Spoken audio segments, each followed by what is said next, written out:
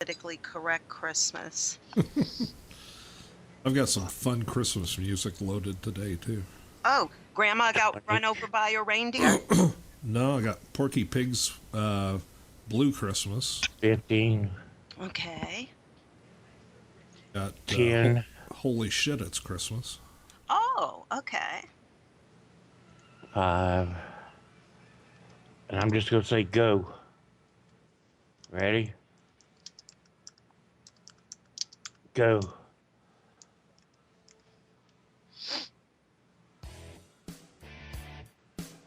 Yeah, you got it. Got it.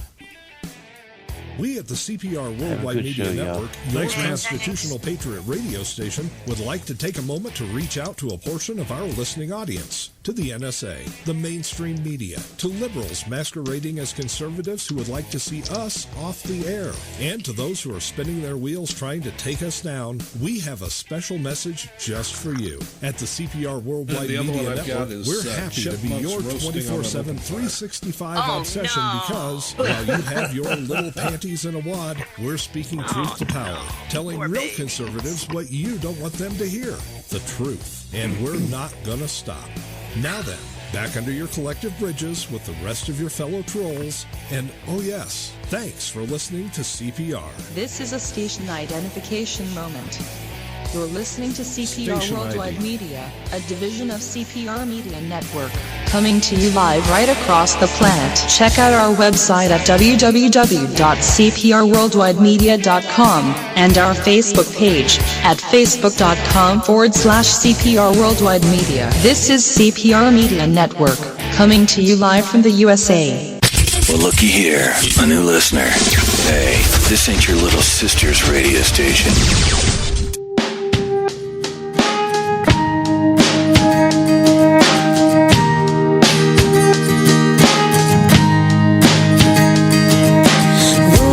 What's going on? I look around and I don't recognize this place anymore. Foundations crumbling down when only lies abound. We cannot afford to sit back and ignore. Time to stand up, time to speak out. We've gotta fight to get it back. Gotta reach out, get the thieves out. This country's us, and we're taking it back. We the people. You're listening to Right Side Patriots on CPR Worldwide Media. We the people. And welcome to Right Side Patriots. Craig Andreessen from the National Patriot with Diane Sorry from the Patriot Factor. And folks, Diane is still in orbit. Yes, I am so happy, guys. The Orion took off yesterday. I even put a picture of the takeoff up on my Facebook page. And it is our first step to Mars. This is the vehicle that will take man to Mars in the year approximately 2020 or 2021 is when it's scheduled for. And an immediate family of mine is directly connected to space exploration, and I am doing the happy dance big time. Well, you're a bit of a space cadet yourself. Oh, absolutely. Hey, guys, I wanted to be an astronaut when I was a little kid. Look, didn't we all? The science, I had no problem with. The math, I sucked in, and that kind of prevents you from going into the astronaut profession, if you will. Well, But yeah, because I- everybody knows algebra in space is necessary. Is necessary, absolutely. And actually it is, to run the spacecraft and all the gadgets and I don't fun think things so. that are on it. Honestly, I don't think so. I think you can just sit there and go, hey, what happens if I push this button? Yeah, I mean, look, I don't know, folks. I don't know who's the bigger space nut of the two of us, Diane or myself. We're both totally geeked out by anything in the space program. Yes. I may have an edge, but only in seniority because I happen to be just a couple of years older. And so I've been watching the space program for a couple of years longer. But you don't have an immediate, and I mean immediate family member who is actually working on the Mars mission and the Europa and the moon. You're absolutely right there. The planet I come from, we've accomplished that long ago. Oh, so. Yes, in a galaxy far, far away. Exactly. Exactly. But, yeah, folks, if you don't know, the Orion it looks, if you just look at a picture of it, of the capsule itself, it looks like the old Saturn V capsule. Yes. From the Apollo days, okay? But in reality, it's much larger because the Saturn V could hold 3 people. This thing can hold 7. So physically, it's a lot bigger.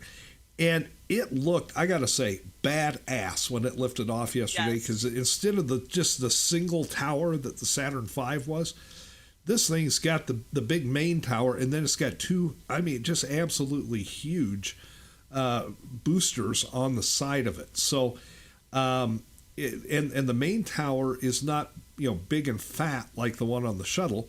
It's a tall, narrow tower, but it looks cool when it lifts off. I was impressed.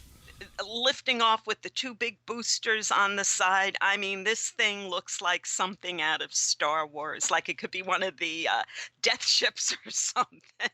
Now, there was nobody on board. It was unmanned. They shot it up. Thing went around the world twice, very high orbit, and then they brought it back. And everything worked. So, and this is kind of a, I guess maybe you call it an amalgamation between NASA and private space.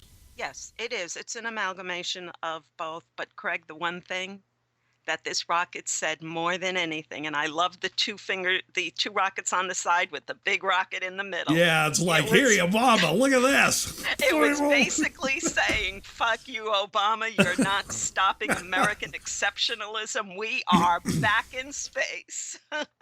Now if we can just get some people on board the thing, then we've got it made. Then we can give that same finger to the Russians because right now we're spending bazillions of dollars letting them launch our astronauts. Yes, and we don't need to do that, guys. We never needed to do that. If Obama hadn't cut the next generation of space shuttles, we wouldn't be in the position that we're in right now.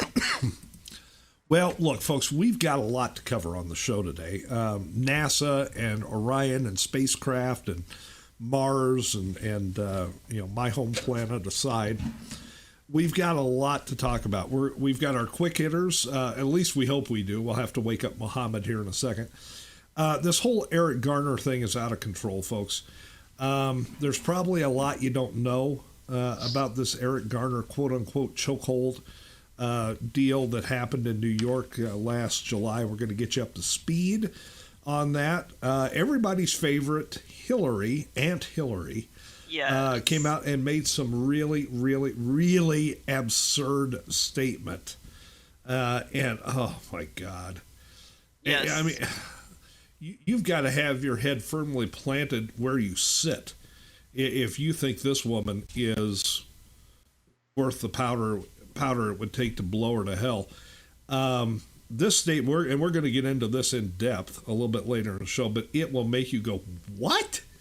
Yep. She said, what? Yes. And the media is trying to downplay it and not report on it. But guess what? We're reporting on it. Well, it's what we do. Yeah. And by the way, guys, I do apologize for saying such a bad word about our president on the air. But I'm sorry, when it comes to space exploration and what he did to NASA, I am fuming mad. Well, space exploration makes Diane swear like a sailor. Mm-hmm. I mean, that's what it is, folks. You can't get around it. Diane's got a great article out in thepatriotfactor.blogspot.com. Ferguson is not going away. We're going to talk about that. And I put out a little article. It's a marathon article, folks. Yes. Yesterday at thenationalpatriot.com about race in America, bold honesty, and facts. And we're going to talk about both of those. Plus is a little added extra bonus. You know how we like to have a little bit more fun on Saturdays during the Saturday show?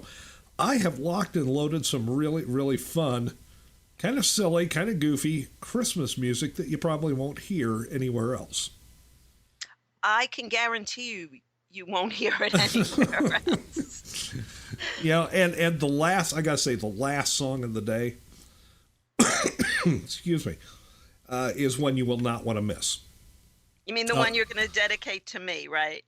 No, the one I'm going to dedicate to, anybody who's surprised by how fast the calendar is moving.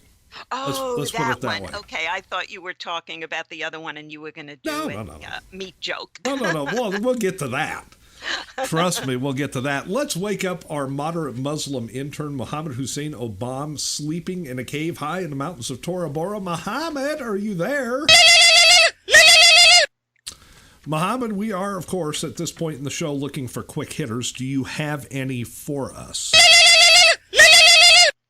Well, fire up the Intercontinental Ballistic Orion Camel. That's for Diane. And shoot those things on over here, will you? Got mine. I got mine. Let's see what we've got here today. Oh, well, hey, let's start here. Of course, about that god-awful website for Obamacare. And how much money that thing costs and how it doesn't work and it's still not working right. Well, it's not the only website we've got to worry about, folks. Yes. Apparently $288 million has been spent on a computer system. This was back in 2013, so it's almost 2 years. Over at the Social Security Administration. Now, of course, we all know Social Security is not in trouble. And I've got swampland to sell you. But they still don't have this thing operating. They've spent $288 million taxpayer dollars over 2 years, and it's still not operating. And apparently, Diane, they've been hiding this from the public and from Congress. Yes, and guess what it was for? Senior officials at the Social Security Administration tried to hide a damning report on a $300 million computer system that lawmakers have called a boondoggle in order to protect Obama's nominee to lead the agency. And this was reported by known whistleblower Michael Keegan. Now, Carolyn Colvin is the woman in question here. Her nomination is pending. So she doesn't really have anything to do with the computer system other than the fact that she has been nominated by the lame dictator to fill the position of Social Security Secretary, or head up the agency, whatever they call that. Right. And her nomination is pending. And so they don't want anything to reflect ill about the Social Security Administration until she gets in. So they've been burying the reports that this computer system, paid for by our tax money, is a boondoggle. Yes. In other words, folks, we got screwed again. How'd it feel? Yeah. Not too good. Not too good. And this Kagan, who reported this, he's been whistleblowing to Fox News for quite some time about all different things that have been going on in the agency. This is a highly credible man. He worked as an associate commissioner for facilities and left the agency earlier this year. And that's when he brought his concerns over to Congress, because he just did not like what was going on and did not want to be part of it. And so this thing comes out, and you can pretty well bet the reaction inside the White House. Obama had to just sit down in his chair and go, well, Allah be crapped. We've been caught again. I mean, folks, we've got a regime that wants to run everything, and they can't even build a freaking website or hook up a computer system. Yes. And you want to know something? It's also to protect her. Let's be honest here. She's been acting as head of the agency Ah, since that's true. early 2013. She is not a newbie that was picked out of the air. She was there when all the nonsense was going on with So, everything. so you can see what's going to happen here is, they were afraid she'd get in front of the Senate committee, and go through the vetting process, and somebody's going to go, well, gee whiz, Miss Colvin, why isn't the $300 million computer system up and running? Yes. And the thing we have to worry about here, guys, is we have less than 2 weeks until Congress recesses for Christmas break. And then when they come back, it's only a matter of days before the new Congress is sworn in.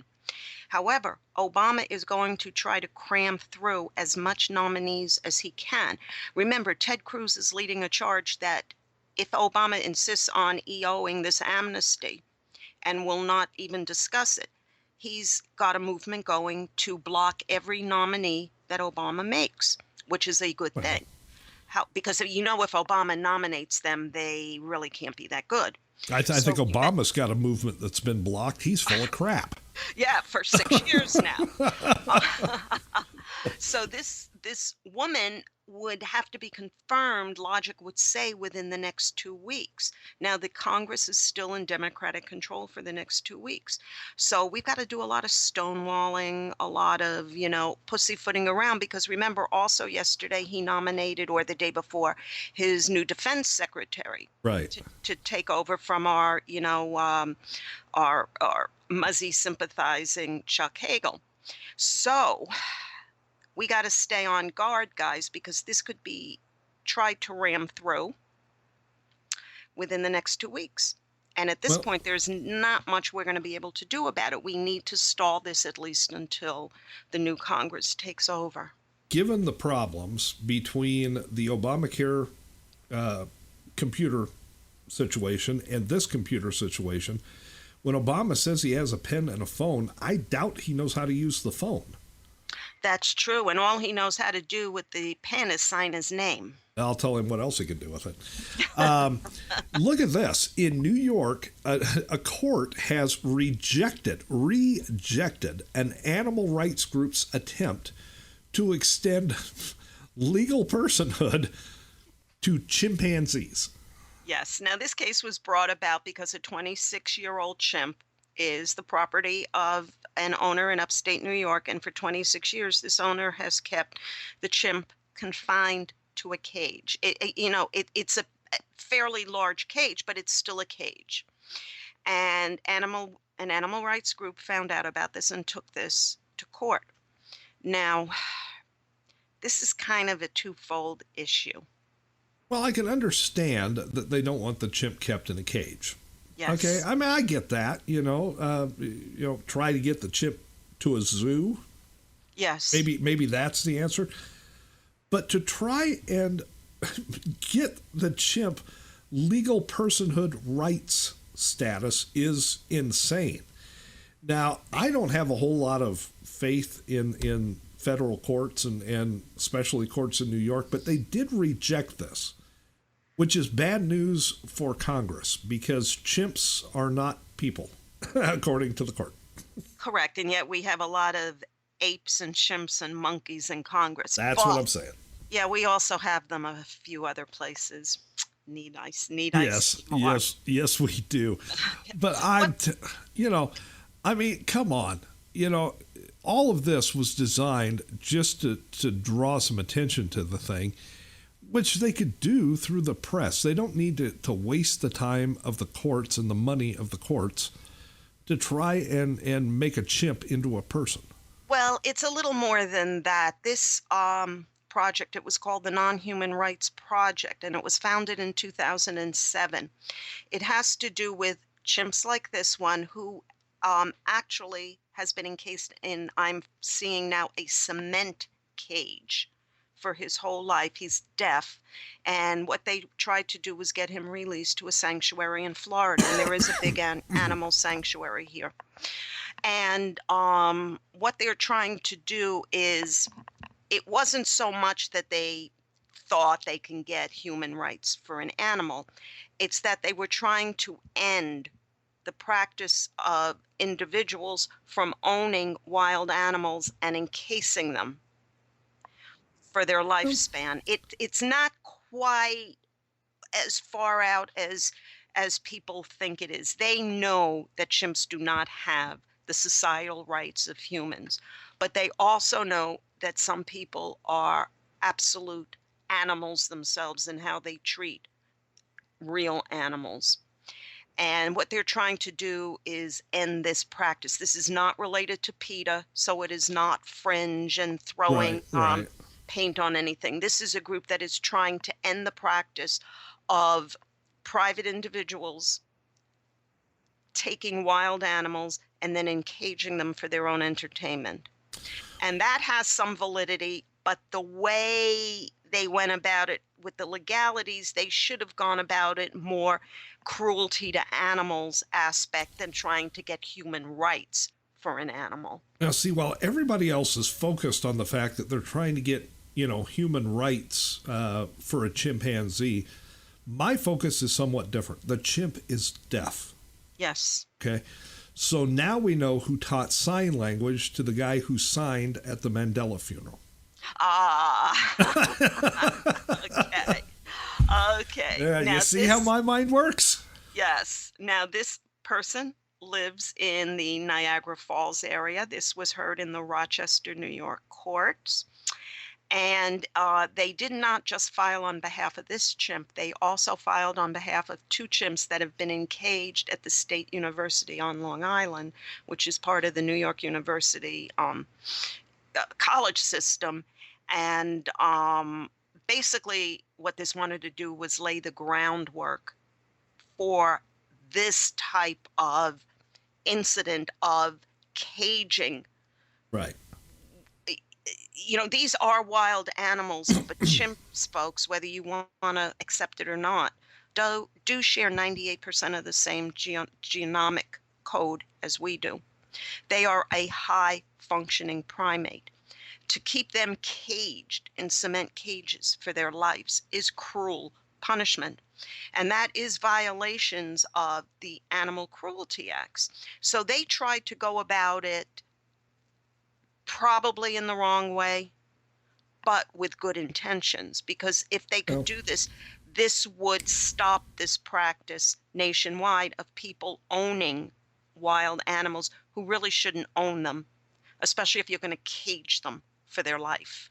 Well, for the time being anyway, they're not going to be given, personhood, which means Acorn is not going to be able to sign them up to vote for Democrats. Correct. So that's the good news in that. It was the wrong way to go about it. Come on, animals. As much as we love our animals, they are not people. Next on the list, the Obama regime is going to change the rules of profiling. Yes. However, they will still be allowed to consider race. Take that, liberals. Only, but Craig, there's a caveat to that. They're only allowed to consider race and ethnicity when stopping people at airports, border crossings, and immigration checkpoints. In other words, you can commit a crime, but tough, you can't stop them just because they're this color or that color, even though you know that person was the one that committed the crime. Okay, so let me get this. Let me just see if I've got this right. Okay. Voter ID cards are racist, but at the border, you can profile based on race. Correct. Okay, just wanted to make sure I had that right. Yes. Speaking of race, Diane, Darius Rucker is in trouble. For those of you who've lost track of Darius Rucker was the lead guy in Hootie and the Blowfish. And if you don't remember Hootie and the Blowfish, it was an all-black singing group, an all-black band that featured 4 white guys and Darius Rucker. Right. He's in trouble. He went to country singing. The guy's got a phenomenal voice. Yes, he does. Now, the other night, they had the lighting of the tree at Rockefeller Center in New York. And whenever they do that, of course, they trot out a whole bunch of entertainers, and they get up there and they sing. And Darius got up there and he sang. and he sang White Christmas, a beautiful standard, Christmas, song. They made it into a movie, with Bing Crosby, the whole thing. I mean, I'm dreaming of a white Christmas. Liberals are going ape crap over this. Yes. Yes. Now, what people have to excuse me, what people have to understand is the day that the tree was lit was the first day of the protests over the Garner decision. So they claim, the uber liberals, the kumbaya sorts, claim that this was very insensitive. How dare he say the words, "I'm dreaming of a white Christmas." I guess they wanted him to sing, "I'm dreaming of a politically correct Christmas," or, whatever. "I'm dreaming of a Garner Christmas." I mean, this is carrying political correctness way too far, folks. This is a Hello. ballad. This is a beautiful ballad. Hello, liberals. Hello. The song is about snow. Yes. Snow is white. White Yes. Christmas. When it snows on Christmas Eve, you have a white Christmas. When snow turns black, when it starts turning to slush and is ready to just melt down the drain. Snow when it falls is white, folks. You're not going to change that. Diane, I've got a little bit of him singing White Christmas at the Rockefeller Center. So if people missed it, let me play just a little bit of this for you. Okay. It's a great rendition of the song, folks. Here it is.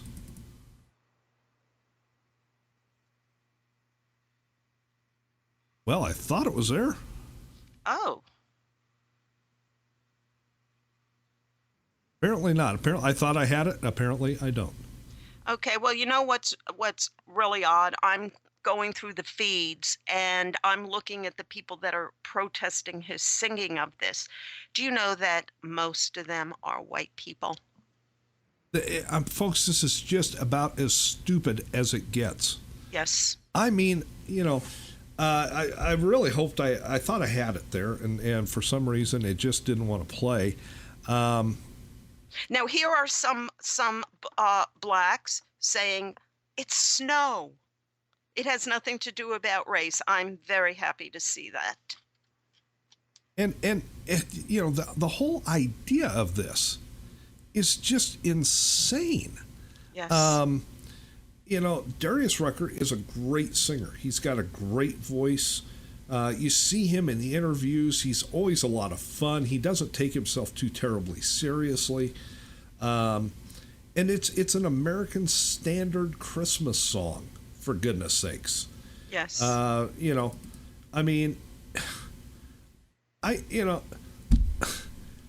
It's ridiculous. Are we going to have to take the word white out of everything? No more white bread, just bread. Yeah. Okay. Pork is not going to be the other white meat. It's just going to be the other meat.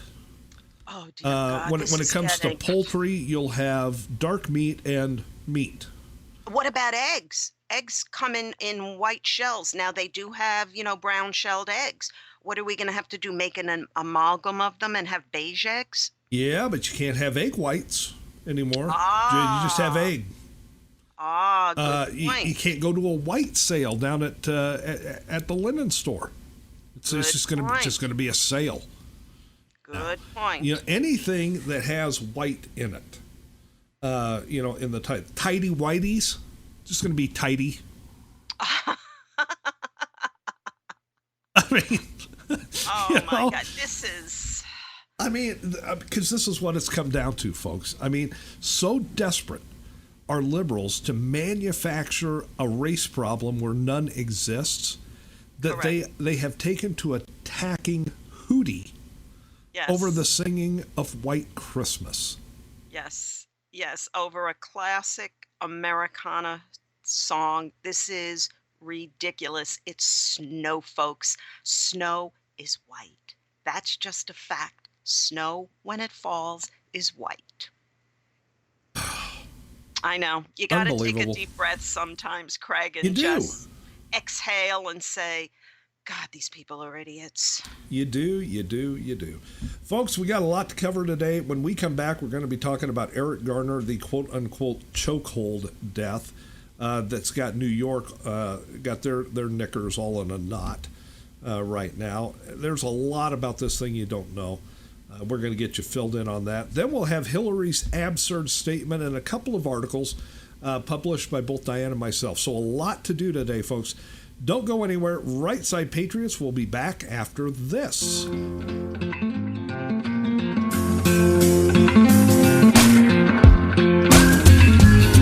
It's not about how many miles you can get out of the C-Max hybrid. It's about how much life you can fit into it. The Ford C-Max hybrid, with an EPA estimated range of 540 miles on a tank of gas, and all the room you need to enjoy the trip. Go stretch out. Go further. Why do cities shine so bright? It's the glow of opportunities, of ideas bouncing off one another, of countless people, every one of us, striving to succeed. Right now, in cities everywhere, ideas are being born. New thinking that will put us in awe of what people are capable of. That's what lights cities up.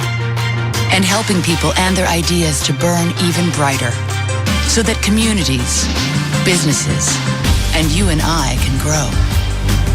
What if a bank made that its job? For more than 200 years, Citi's job has been to help empower people and business. Now, around the world, it's wherever people gather, wherever ideas come alive. It's wherever you are. The world's city.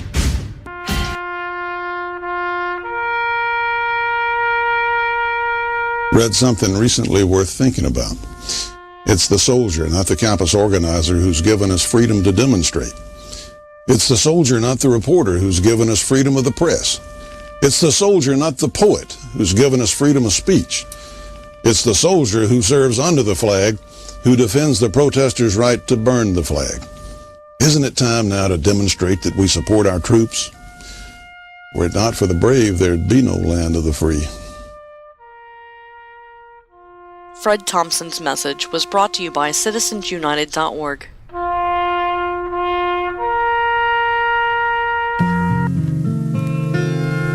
I'll have a blue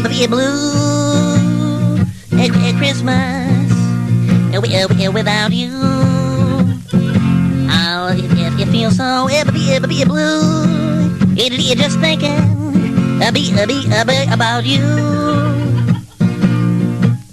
It'll decorations of red on a green Christmas tree. It won't be the same, dear, if you're not here with me. And when those blue snowflakes start falling, that's when those blue memories start calling. You'll be doing all right with your Christmas right, but I'll have a blue Christmas.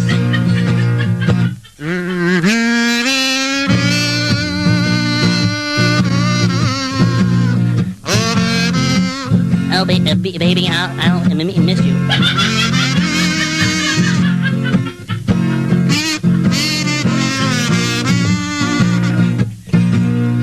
You'll be doing all right with your Christmas white, but I'll have a blue Christmas.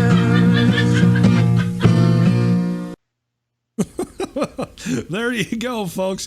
Little Porky Pig singing Blue Christmas. Well, that shouldn't piss off the liberals. He didn't even utter or stutter the word white, I don't think. Well, yeah, he did. You see Christmas of what, white? But, oh my God, folks. Well, that's the kind of Christmas stuff we're going to be playing on the show today, folks. A little different than what most people think. Right Side Patriots with you on a Saturday. Craig Andreessen and Diane Sorey. And Diane, we've got to get into this Eric Garner thing. There has been, folks, there has been an indictment in the Garner, this whole mess with Eric Garner. Apparently, the guy that shot the video that we've all seen, and his name is Ramsey Orta.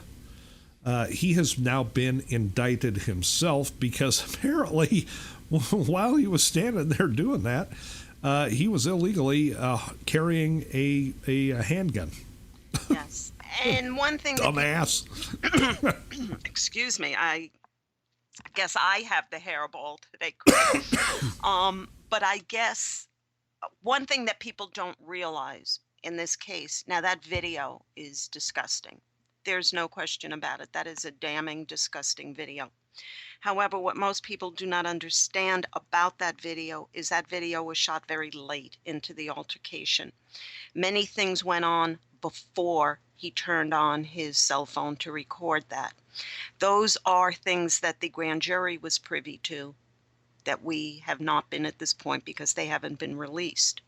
So everybody is judging the police officer based on the video without knowing what happened before the video. Now, look, I'm going to admit that kind of gets under my skin a bit. I'm going to admit when I'm looking at the video, I'm thinking that they should have indicted the cop.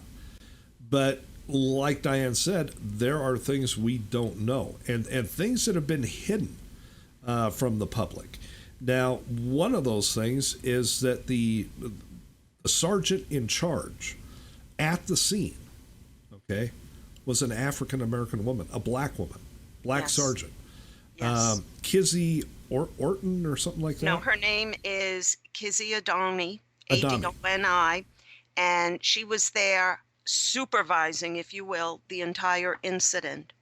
And according to the reports that are now coming out, the officer did not do a chokehold, but he did a takedown hold.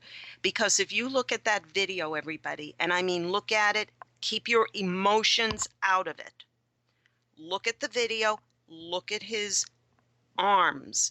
His arms are around the neck in a chokehold, but they're up by his chin, which is the place you would grab somebody to push them back, to subdue them, to get them to the ground. Well, Nowhere in that video are his hands around Garner's neck. it's not like he had a whole lot of choice where to put his arm either, because the cop that took him down is about half the size of the guy he's taking down. Garner was 6'5" and damn near 400 pounds. Yes, and the officer was, I believe, 5'10", and if you see the pictures of him, both Craig and I have those pictures in our articles. He is a very slight man. Yeah, Pantaleo is not a big guy. No. And that's the officer. That's the name of the officer that took him down. So he didn't have a whole lot of choice. I mean, he had to reach up there and take a guy who was twice his size to the ground. Now, Diane, here's something else most people, it's gotten away from the public, and if it's out there in little tiny bits and pieces. And you covered it. You wrote a great article about this.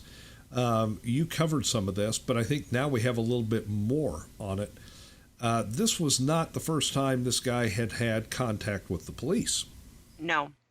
For this one infraction alone of the cigarettes, what they call loosies, and why this is a crime is because it has to do with the tax revenues of New York, that the shop owners, let's say in a little convenience store who are selling cigarettes, they have to pay taxes. But if someone is selling bootleg loosies on the street, they don't do anything. So the state is gypped out of their due revenues. Now, is this a stupid law? Maybe, but that's not the point.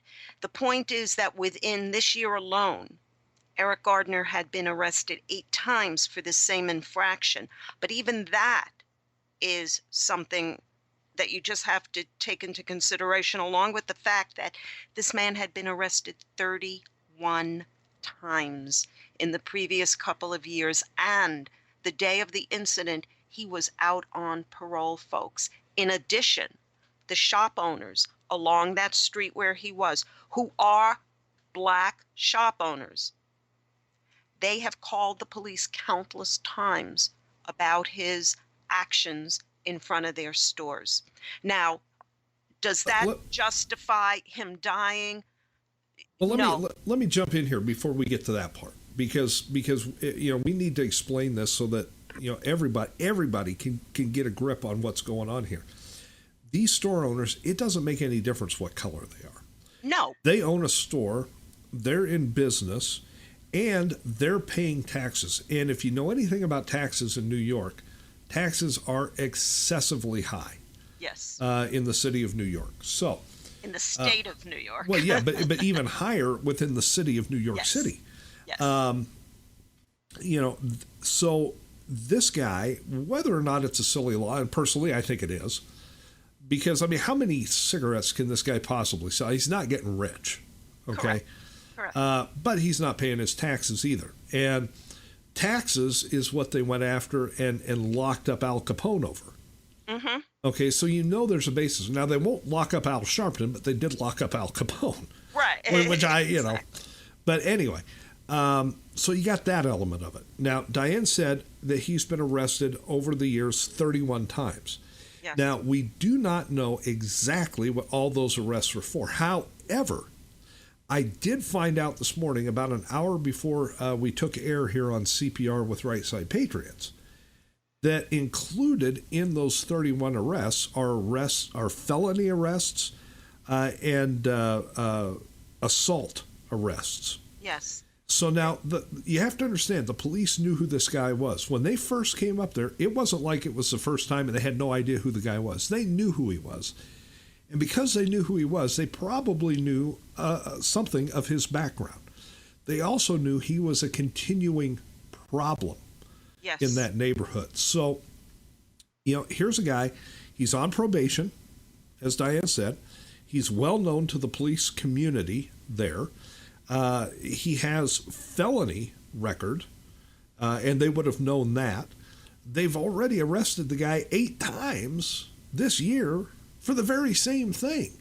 So they know what's going on here, and they know the guy is going to be belligerent, because I guarantee you this would not have been the first time he was belligerent. Okay, Diane, go ahead. Correct. Now, the reason I said the shop owners were black was to point out the fact that you have a black sergeant supervising on scene the takedown, and she didn't stop it because the officer was following approved procedure. I know people don't like to hear this, but Craig and I spent an enormous amount of time researching this, researching takedowns as opposed to chokeholds and choking and whatever. There are also medical facts to consider here. When someone is being choked, and to choke somebody, you've got your hands around their neck, whatever, you're compressing their windpipe. You cannot speak, let alone speak clearly, I can't breathe 4 times. Also, if someone is choked to death, signs of asphyxia are present from the lack of air going through the windpipe and whatever. None of that was present. Now, this man also was an extremely severe diabetic, asthmatic, and he had serious, serious heart disease. In fact, the same man who shot the video, the one who has now been arrested for carrying a gun illegally in New York. New York is, no carry there. He even testified that Garner could not even walk a half a block without gasping for air. Okay, now let me. I'm going to continue to do this, Diane, and I apologize, but I want to jump in and clarify a couple more things so that there is just absolutely no question as to what transpired here. Okay. The chokehold. Now, we've all heard that the quote-unquote chokehold is an illegal procedure according to New York City police standards. Since 1993, yes. Right. Now, let me explain the difference between the chokehold that's illegal and the takedown move that he did that was deemed to be perfectly fine. Okay. The chokehold is something that you maintain until the person passes out. Yes. Okay.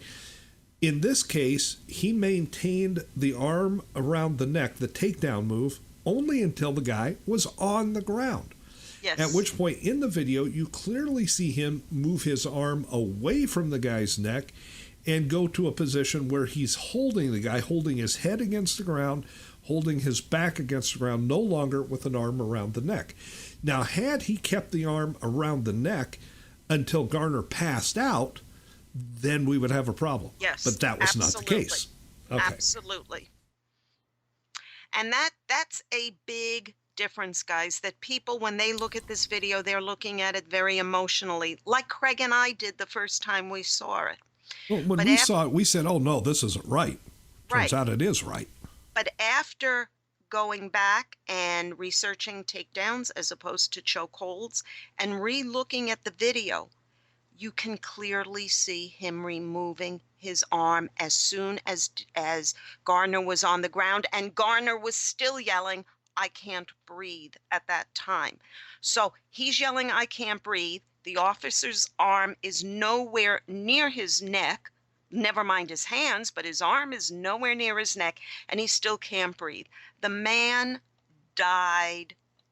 Probably what happened, I would assume, is that he was in the throes from the excitement of an asthma attack, coupled with his heart disease, coupled with, yes, there was compression on his chest and whatever, but the bottom line is he caused his own death. When a police officer stops you and tells you to put your hands behind your back, you do not act belligerent to a police officer. If you have a problem with the arrest, you present it at either the PD, in the courts. If you don't have the money, with a public defender, you have a way to present your case. This man was belligerent the whole way down. He fought them the whole way down. Now, let me clear something else up here, too. Eric Garner did not die on the sidewalk. Correct. In Staten Island. He did not. Correct. As a matter of fact, the takedown, he said he couldn't breathe. He was obviously, with asthma, he was starting to have some difficulties. So instead of just hauling his giant ass to jail, they loaded him in an ambulance to take him to the hospital to get checked out. Yes. Now, this is something that, they didn't have to do, but they did.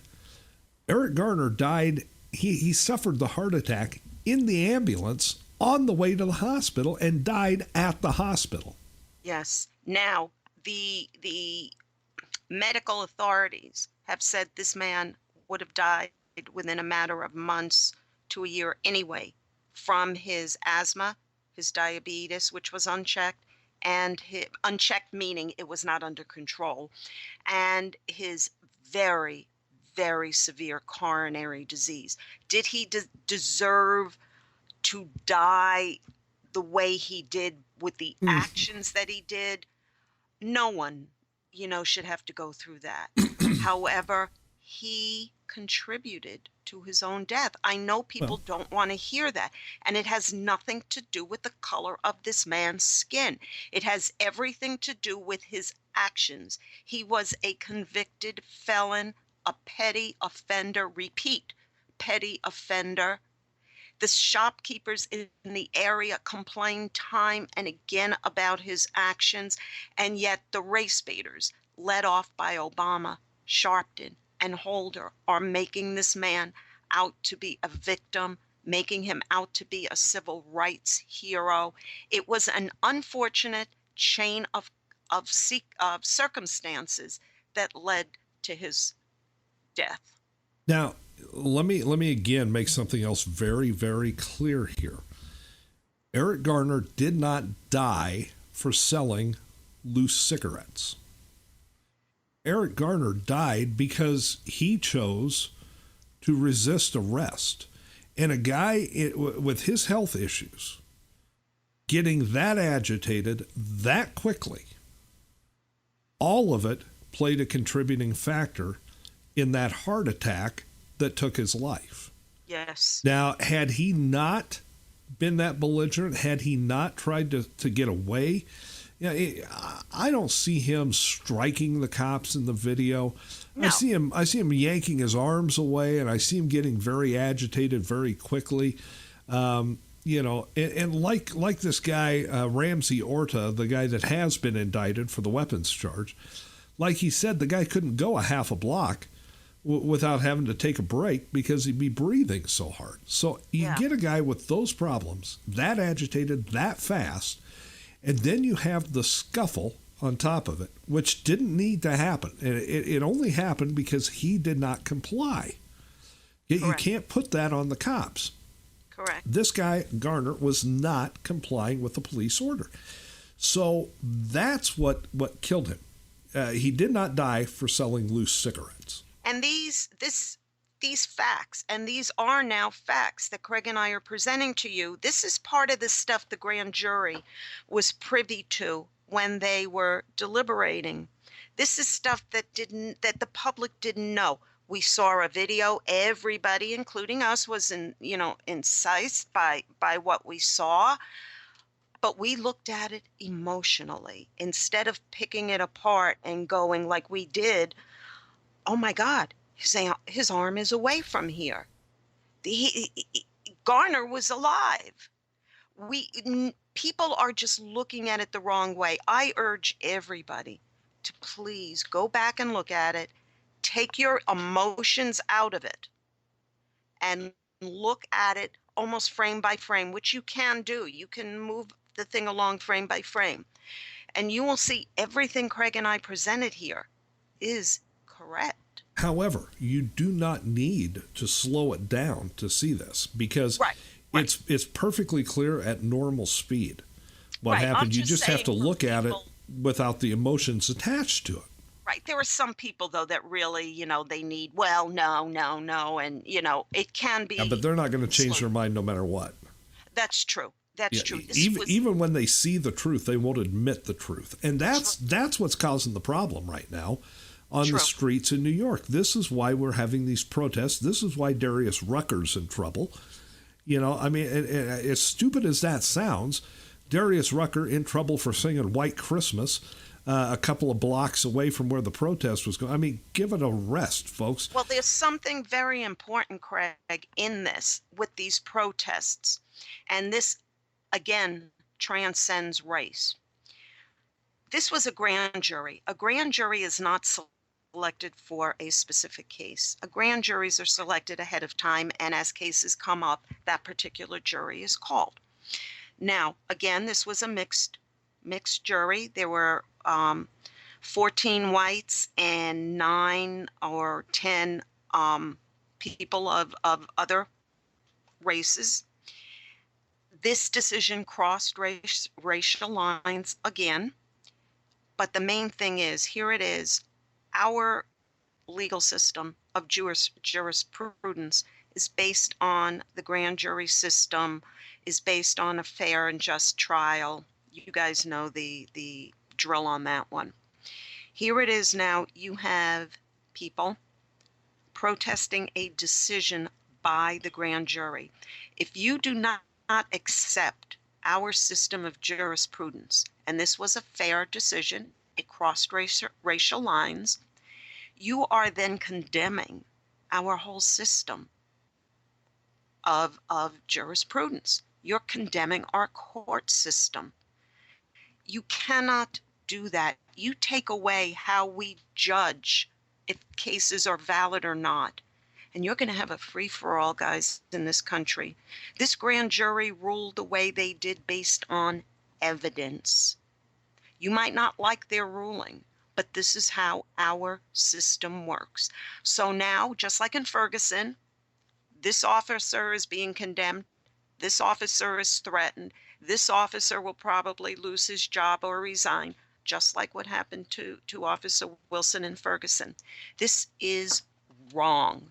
This is wrong. What we're seeing is a whole bunch of people out there that are protesting racism and demanding that these cases be adjudicated with a different standard for different races. Now, I don't know how you bring those two things together, because you can't have it both ways. If you want an end to quote-unquote racism, then you cannot at the same time be out there on the street demanding that police departments and grand juries handle cases differently depending on race.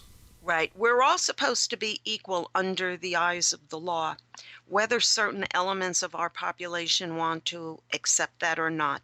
That is the law of our land. It's not equal unless I'm black. No, it doesn't work that way. Okay, it's equal under the eyes of the law. This was not an all-white conviction. This was never about race. Once it was found out that the officer on scene supervising was a black sergeant, that ended it right there. Because if they had found any improprieties going on, they damn well would have tried to break that up or called for backup. Or, think about this, guys, they would have been all over the TV condemning the action of the cops. It never happened. It never happened for a reason, because what this officer used was a takedown hold, not a chokehold. But you can see where this is going to lead, Diane. This is going to lead to people claiming that the sergeant, Kizzy Adoni, they're going to start claiming that Sergeant Adoni isn't black enough. Yes. Or she would have stepped in and stopped all this. Yes. I mean, you can see where this is going. Black. Yes. And this is like you elect a black conservative, and all of a sudden, that person, and we'll take Tim Scott as an example. All of a sudden, he's not black enough. You elect Mia Love, all of a sudden, she's not black enough. Yes. Alan West is a conservative. He's not black enough. Right. Okay, they're going to say the same thing about Sergeant Adoni. Yes. Oh, I'm sure that's coming. And the press kept this hidden. They knew since July that there was a black sergeant on scene, and they deliberately kept this hidden. You know why? Because race is big business. It jacks up their ratings. It sells their papers. It gets people to go to their sites.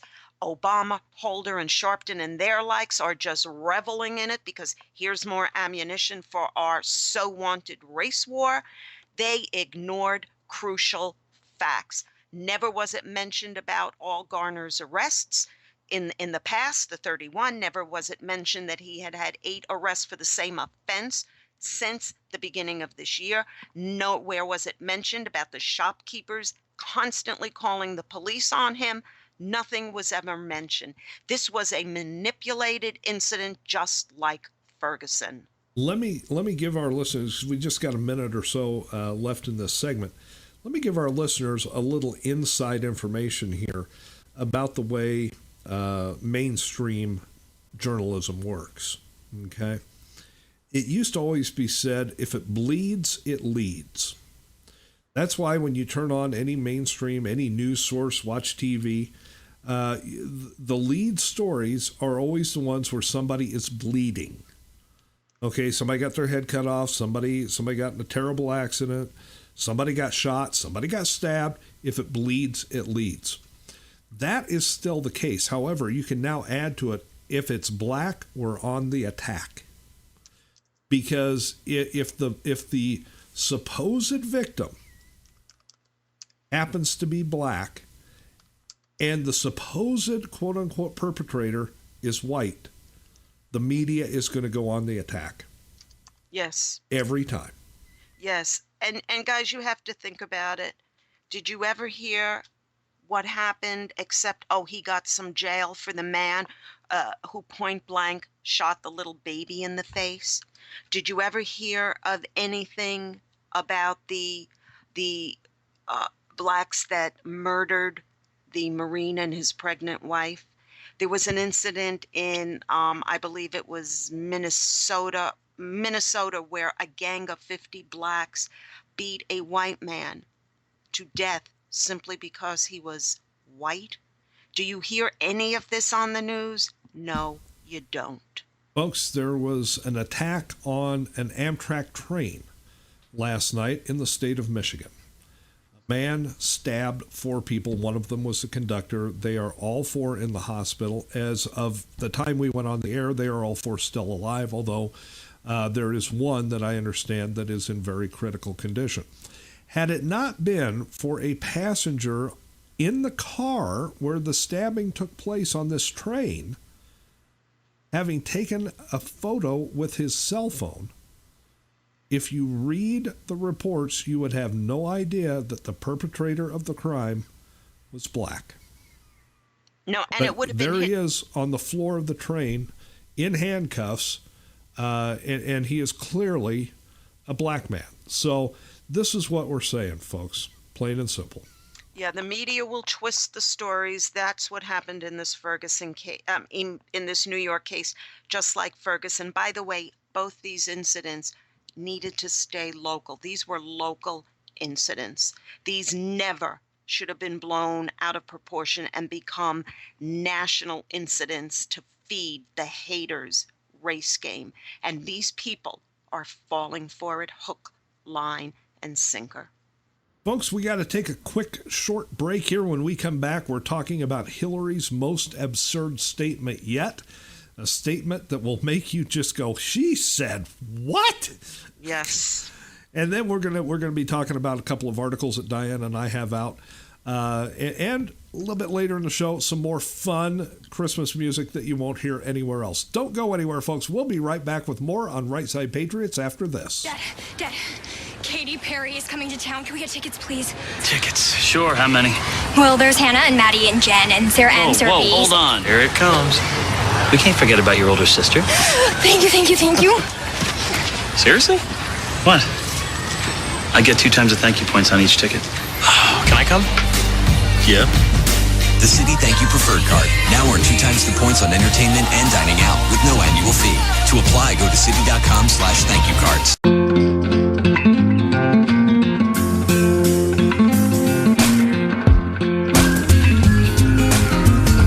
The most amazing thing about the Ford Fusion isn't the way it looks. The most amazing thing is the way it sees. With blind spot technology, a lane keeping system, and a standard rear view camera, the Fusion is ready for whatever comes your way. Go prepared. Go further.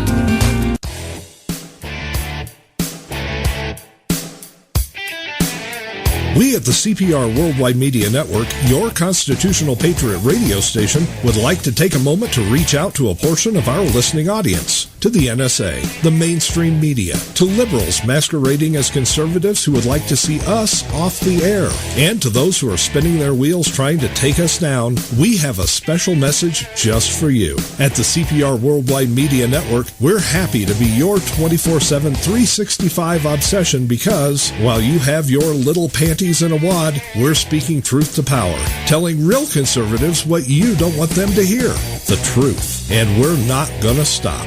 Now then, back under your collective bridges with the rest of your fellow trolls, and oh yes, thanks for listening to CPR. This is a station identification moment. You're listening to CPR Worldwide Media, a division of CPR Media Network, coming to you live right across the planet. Check out our website at www.cprworldwidemedia.com and our Facebook page at facebook.com/CPR Worldwide Media. This is CPR Media Network, coming to you live from the USA. Well, looky here, a new listener. Hey, this ain't your little sister's radio station.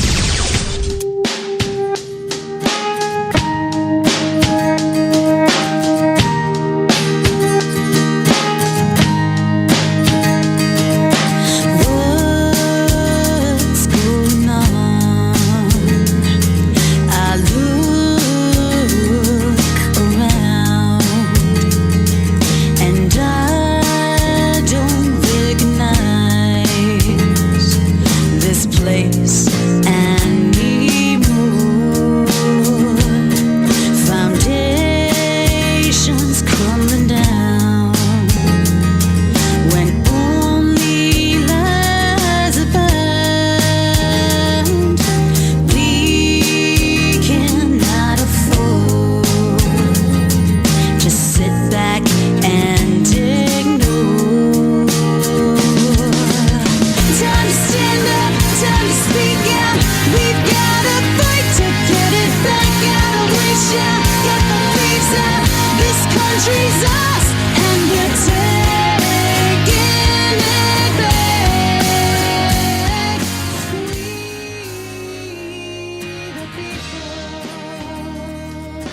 listening to the second hour of Right Side Patriots on CPR Worldwide Media. We, the people.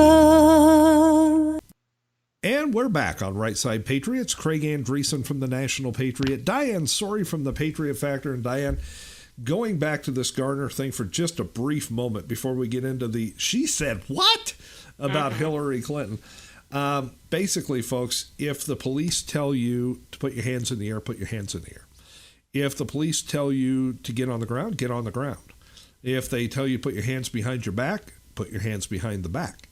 If they tell you, if a police officer tells you to put your left foot in, put your left foot out, put your left foot in, and shake it all about, then do the damn hokey pokey. Yes. Yes. But Craig, I'm just seeing something that has me really angry right now. In Denver, a police car with four officers themselves were hit by a runaway car. And the blacks protesting the Ferguson grand jury decision cheered them on and yelled for the car to turn around and hit him again. That's a quote. Hit him again. Hit him again. This has gone too far, people. This was a white officer that was hitting down. I'm telling you, it's not going to get any better for a while because these people are Class A idiots. Yeah, this has gone too far. This has gone too far, and it all goes back, I'm sorry, to the policies and politics of a president who wants a race war. Well, he's angling for it. But let's get to this Hillary thing because holy crap. Yes. The woman who wants to be president, whether or not she runs, we don't know. Diane says no. I say yeah. But time will tell on that. But holy crap. She stood there in front of an audience and she uttered probably the most insane thing I've ever heard anybody utter that is trying to become the president.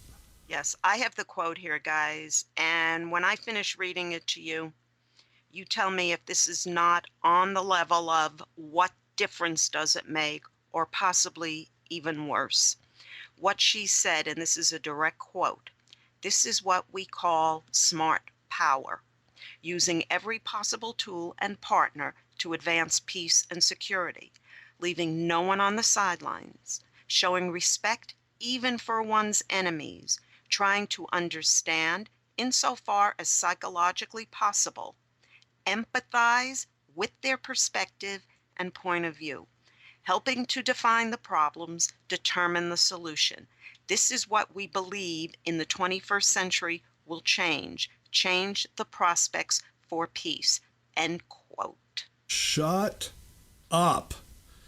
I mean to tell you, that woman needs to shut the hell up.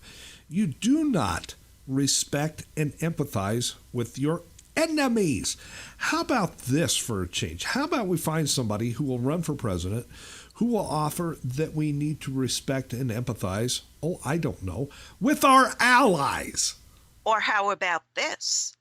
How about we empathize not with our enemies, but with our troops, our brave men and women in uniform who either gave their lives fighting for this enemy or who came back damaged both physically and mentally? How about we empathize with them, Hillary, not with the people out to kill us all, you moron? Yeah, show a little respect for our wounded warriors. Show a little respect for veterans who have been screwed over at the VA. How about this? How about if we would have empathized and shown respect for the Nazis in World War II? Well, I guess that would have ended the problem of Israel. Or the Japanese in 1941 who bombed Pearl Harbor. Why didn't we just give them a pat on the back and say, oh, what's 2,000 plus American lives? Big deal. How about that, Hillary? Hey, we understand. You guys are a little upset with us because, we're free. And, your answer to that was to come over here and, bomb the hell out of Pearl Harbor. But we understand, we understand it's okay. We're not going to hold it against you. No, you see, when people do something like that to you, you go over there and you fight like all hell against them. You kill them. You send the military in there to do what the military is meant to do, and that is win a war by killing the enemy. You do not empathize with the enemy, you moron, you. You go in, you do not tie our troops' hands behind their backs to win the hearts and minds of those out to kill you. You kill as many of them before they kill us. Hillary Clinton is not commander-in-chief material. Where was her empathy for Chris Stevens, Sean Smith, Glenn Dougherty, Tyrone Woods? Yeah, Hillary, it does make a difference that they're dead because you're part of the reason that they are dead. You bring up a very good point here, Diane. I always do. Well, yeah, you do, but now you're going to see how the inner mind works here, okay? This is how we do it on my planet. Okay. And Orion isn't even close to my planet yet. This explains a lot, folks. Diane just brought up Benghazi. Let's all think back, if we will, to that famous photo in the Situation Room where Obama is sitting there looking like a 10-year-old in a room full of adults, kind of shrunk down in his chair.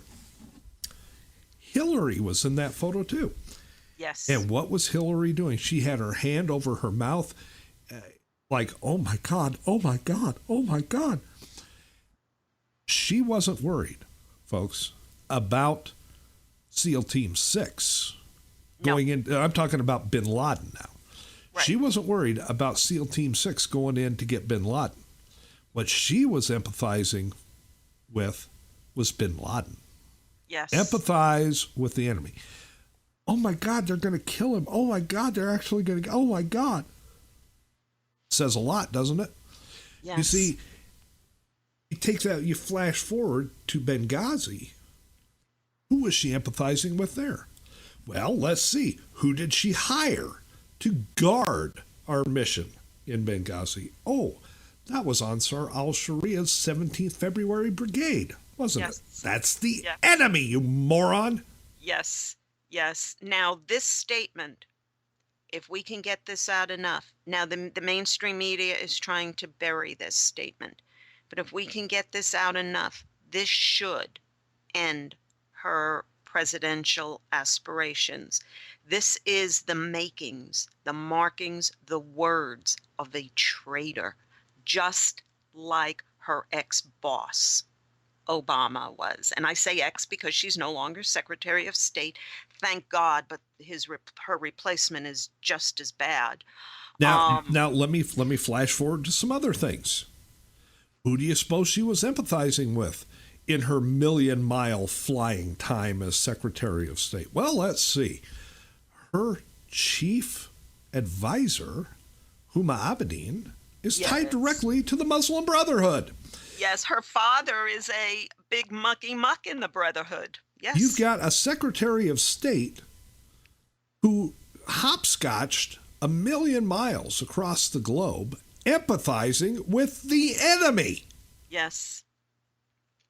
Yes. Jeez. It's to the point, and there's a scary thought that even comes along with Hillary, and I'll go back to something that I have been saying now for well over 2 years. If by some chance this woman is dumb enough now with these statements to still run, she will pick Julian Castro, in my opinion, as her running mate. If she decides, whoa, I really blew it this time, and decides not to run, Julian Castro will probably be the nominee, or they will try to push him as the nominee. You are going from the firing pan into the fire with this one. Either way, their party, is going to go places that this country has never gone before. We have never empathized with an enemy. When an enemy is beaten, when an enemy is on its knees surrendering to us, then you can empathize with the civilian population. you can go in and help the civilian population rebuild. We did it in Germany. We did it in Japan. Yes. Every time we win a war, instead of going in and occupying that country, what we do is we help the people of that country rebuild their country and seek their own freedom. But you do not, under any conditions, help an enemy kill our people. What the hell is wrong with Hillary and Kerry and Obama and Hagel? At least he resigned. What the hell, or fired, I should say. Fired. What the hell is wrong with these people? What the hell wrong with them is they are traitors. They are traitors that are still walking around here committing traitorous actions against this country because we have a Congress at this point too damn scared to do one thing about it. Right now, the enemy is Islam. Yes. Okay. And Islam would like to have our heads on a platter. Are you really going to tell me that we're even considering, for the blink of an eye, hiring somebody to be the commander-in-chief who will tell those who want to behead us, well, we understand where you're coming from. Yeah, we'll give you a certain amount of heads. Yeah. I kind of enjoy where my head is. Yes. Right up here on top of my shoulders where it was as standard equipment. That's kind of where I'd like to keep it. Yes. I'm going to empathize with those 7th century barbarians. Let Hillary go live over there. Let her take Huma and all her little muzzy entourage, and let her go over to those cesspools over there. She wants to empathize with them. Let her empathize by living with them. We don't need her here. Do they make burqa pantsuits? They wear pants under the burqas. How can you tell? Well, because unfortunately, a couple of years ago, I did a skit in Washington, D.C. with Bamboo Bob, and I had the full entourage on.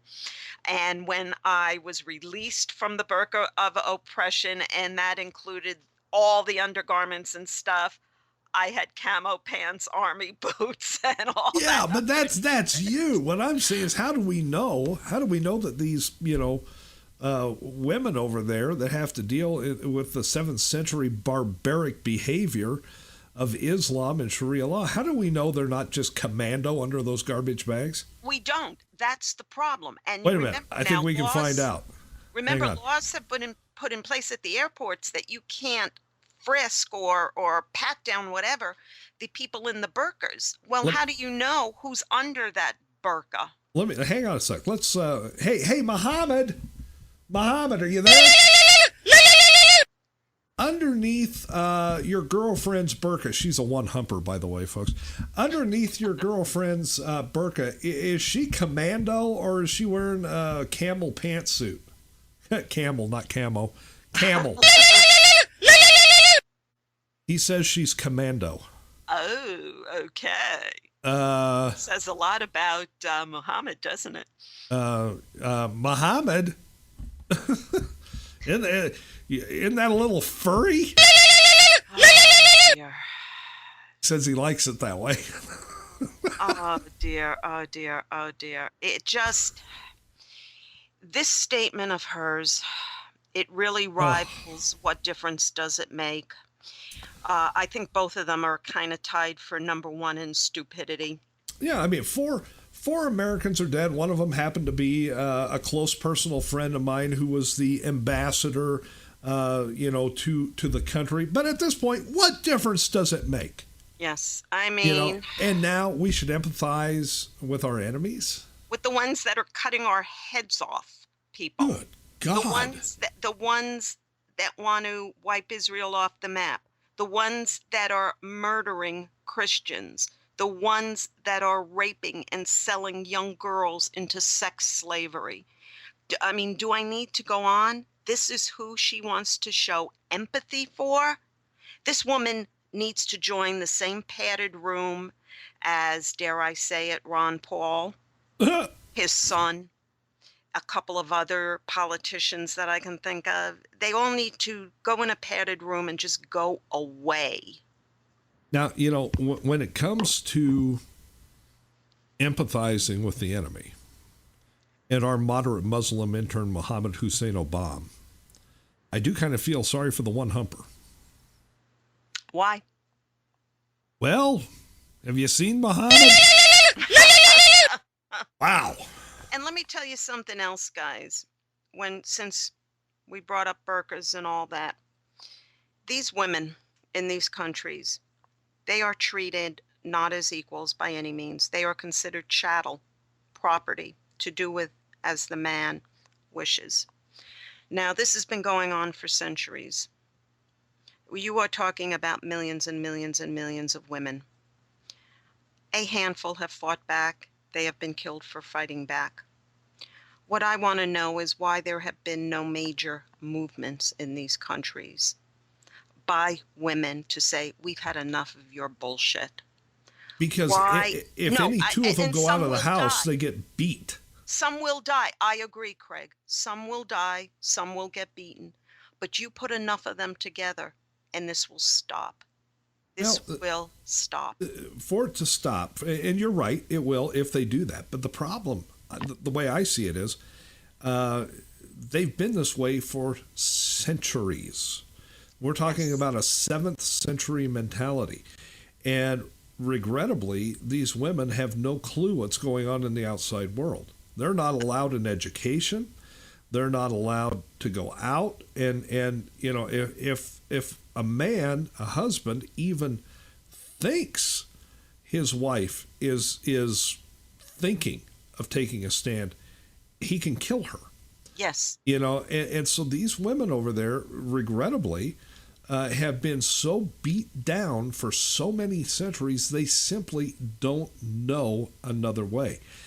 In this day and age, when you think information is free-flowing and women over there are not allowed an education. They're not allowed to even take part in discussions of things that are happening in other parts of the world. I cannot imagine hardly any of these women even having access to the internet. Well, you know what, Craig? I've seen women in burqas, Disney World, in shops, whatever. They're covered head to toe in the garbage bags with the little eye slits, and they're carrying their iPhones, and they get in their SUVs. I've seen they're that too. They're not as naive as you think they are. Well, the ones over there are. The ones over here aren't. All right. However, but the ones over here are also, they've accepted this. Yeah, but part of the problem over there, and I'm going to say something people don't like, the genetic pool over there, the intelligence of these people, it has been watered down through inbreeding. Craig, let's tell it like it is. You're saying the gene pool's a little shallow.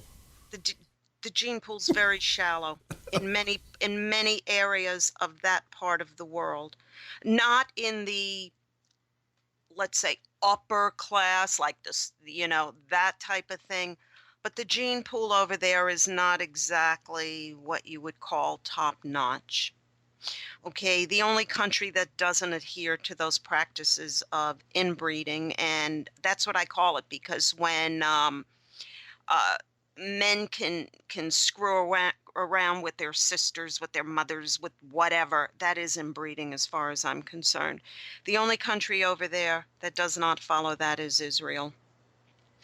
And yet Israel is the one that's condemned all the time for everything, Well, and speaking of that, Obama is now talking about issuing further condemnation of Israel for building houses in Israel.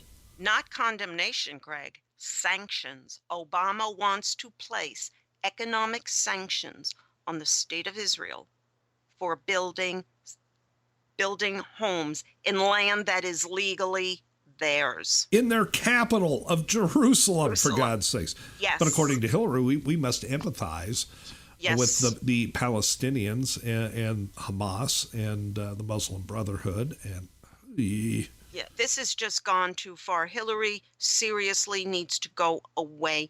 When she fell and hit her little head and got a boo-boo on her head, folks, the woman had a stroke. Her sense of right and wrong, her sense of reason, if she ever had any, her sense of understanding where her loyalties lie, went out the door with that boo-boo on her head.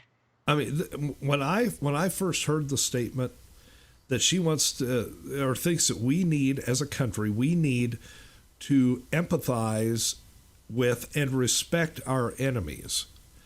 I mean, I came flying up out of my chair, and I was, are you kidding me? I could not have heard that. I mean, I don't think highly of Hillary anyway, obviously.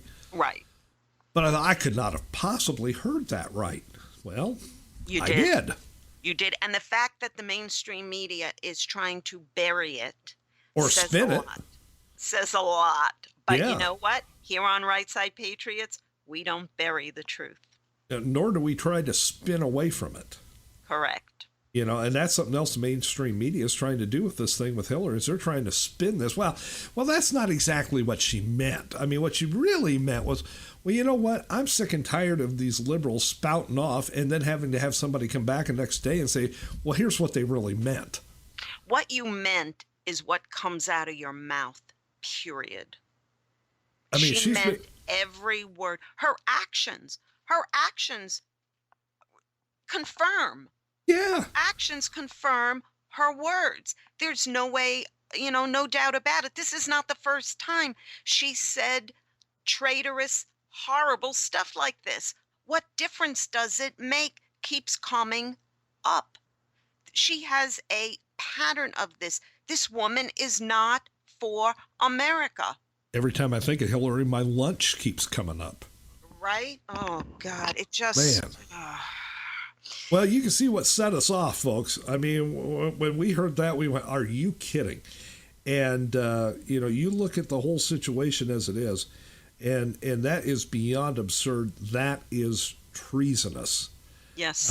Our enemies deserve to be defeated, and I mean soundly and permanently.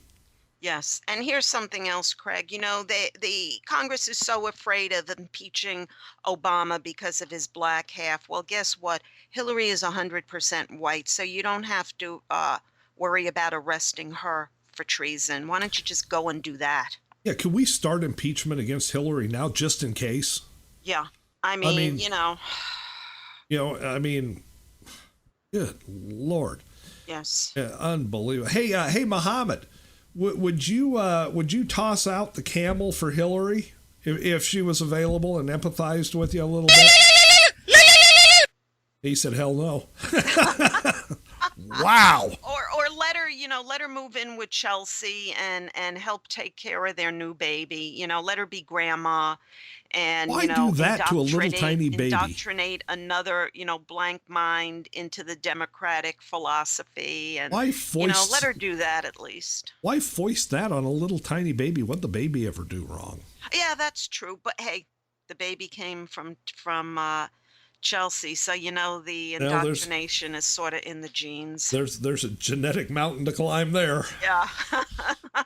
Folks, we're going to be back after a short break. We've still got more to go on the show.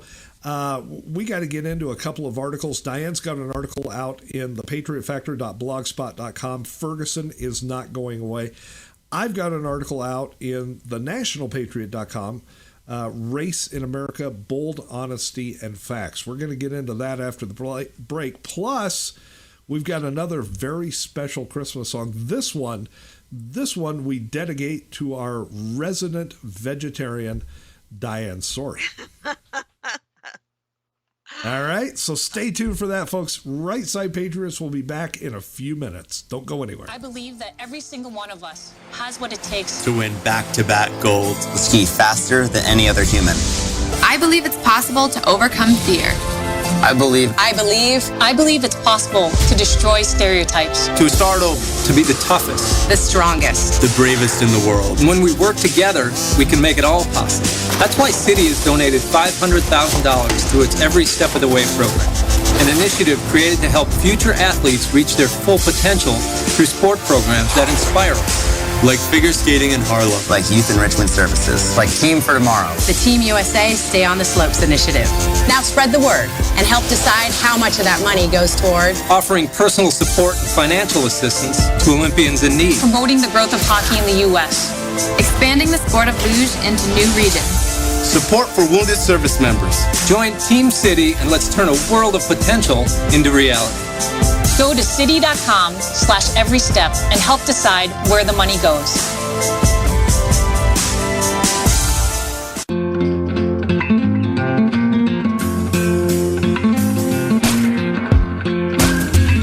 The design of the Ford Escape is clearly intended to grab your eye. Oh, and your foot. Huh, ain't that a kick? The Ford Escape with the foot-activated liftgate. Go open up something interesting. Go further. However dark the night, however dim our hopes, the light is always there within you. His family gave him hope. You fight harder than those other guys, and you win. His spirit gave him strength. We're gonna die out here. We're not dying! And in his darkest hour, Who is the Olympic athlete? his faith would not be broken. Hello, Mother and Father. This will be the first time in 2 years that you'll have heard my voice. I wish you all a Merry Christmas. Your loving son, Louis. On Christmas Day, experience the unbelievable true story of one man's journey home. You can take it. You can make it. Just gotta believe you can. If I can take it, I can make it. Unbroken, rated PG-13, Christmas Day. Come on, Harry! Dumb and Dumber 2 is the #1 movie in America. Am I right? What? Seriously, it's #1. It's insane. These guys are morons! I like her a lot. Dumb and Dumber 2, rated PG-13, now playing.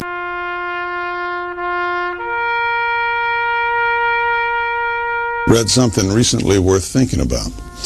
It's the soldier, not the campus organizer, who's given us freedom to demonstrate.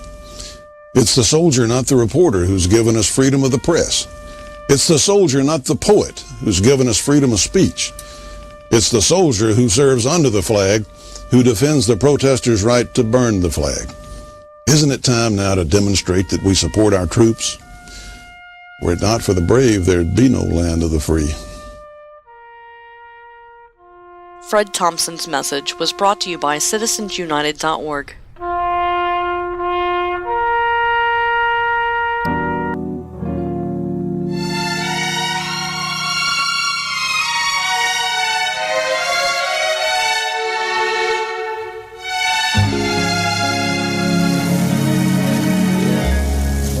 Chipmunks roasting on an open fire, hot sauce dripping from their toes. Yuletide squirrels, fresh filleted by the choir. They poked hot skewers through their nose. Everybody knows some pepper and a garlic clove help to make them seasoned right. Tiny rats with a crisp golden coat will really hit the spot tonight. And now when Santa sees his train, there'll be some homemade chipmunk jerky for his sleigh. Hey, look at that! And every hungry child is gonna spy To see if chipmunks really sing when they cry.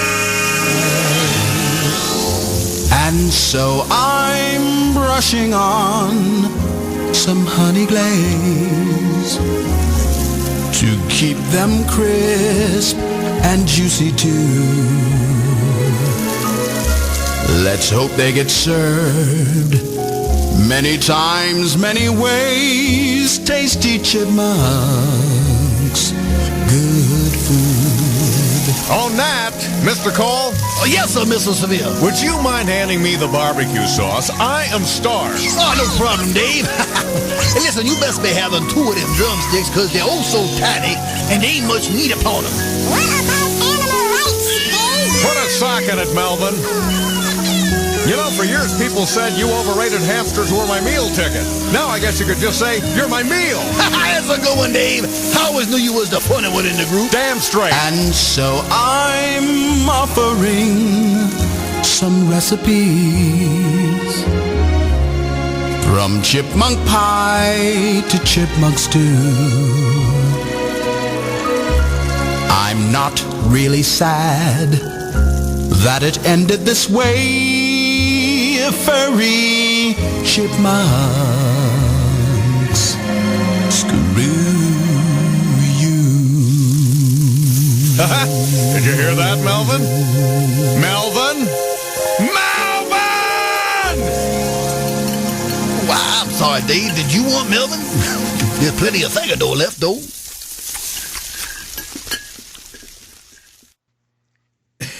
And we're back on Right Side Patriots.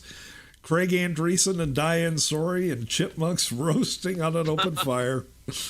Quite gross. Quite gross. We did that specifically for you, Diane. I thought the other one was for me. No. This one, because this one is for vegetarians. Okay. And that would be you.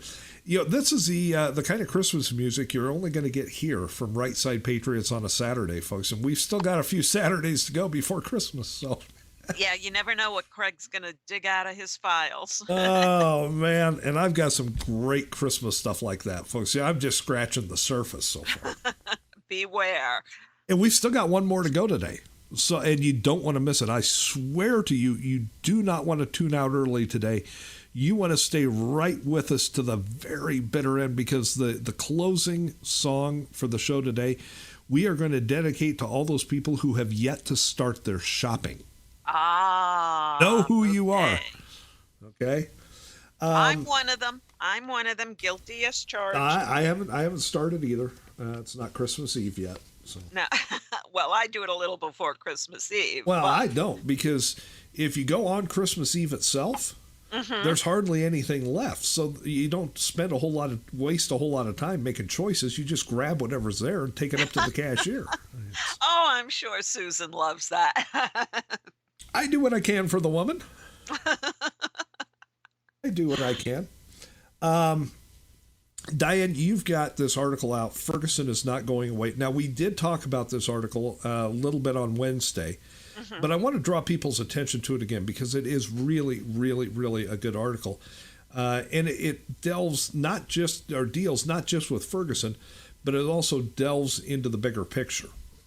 Yes, which are the constitutional legalities of what these rioters are doing. And especially with the statement, burn the mother, you know what, down and burn the bitch down, made by the supposed stepdad, who was really just the boyfriend of Michael Brown's mother.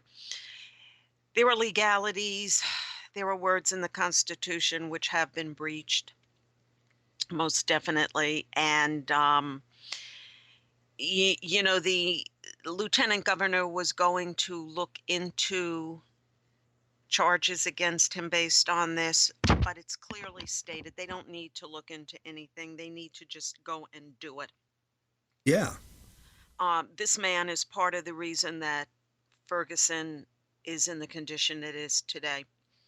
If he had gotten on TV, like, you know, Garner's family didn't say, you know, please don't riot. Be peaceful. Do what you need to do, but do it peacefully. It would have been a different story, but instead, he actually called for people to burn Ferguson down. And he knew damn well that certain parts of the element would listen, and that's exactly what they did. And they're still hemming and hawing about deciding if they want to bring charges against this man while I say do it. Do and it. do it now. He breached many, many parts of our laws. And I won't go into it because we did go into it, and Craig's article is absolutely terrific and it helps explain a lot. But people, if you want to see the legalities again, please just go to the Patriot Factor .blogspot.com, go into the heading on top that says op-eds, and you will find it towards the top. It's the title Ferguson will not go away, and you can see the legalities, and when you see them, you're going to be as surprised as a lot of us were that this could have been stopped and stopped in the beginning. Well, I'll tell you, the article that I put out yesterday is still going great guns on the internet. It's being shared all over the place, and thank you folks for doing that. I really appreciate it. But what I did was I took on the bigger issue of this fabricated racism that we all have to deal with today. And I started this article with the words, there is no black America. There's no white America either, but as long as there is an NAACP, a new Black Panther Party, a Congressional Black Caucus, and a quote-unquote black community, there will be a divide between the races. Now, I don't want anybody to think that groups like the KKK or the Aryan Nation, other groups like them, don't share in the blame. They do, and they need to go away just as fast. Mm-hmm. Okay? They're all of an ilk that I would rather not ever have to hear from or deal with again. But it does not matter, folks. It doesn't matter one lick what your skin color is. If that skin color is what you think about when you get up in the morning, what you think about all day long, the basis for all of your decisions and your behavior, and what you think about when you go to bed at night, you are the problem, not part of any viable or possible solution to this.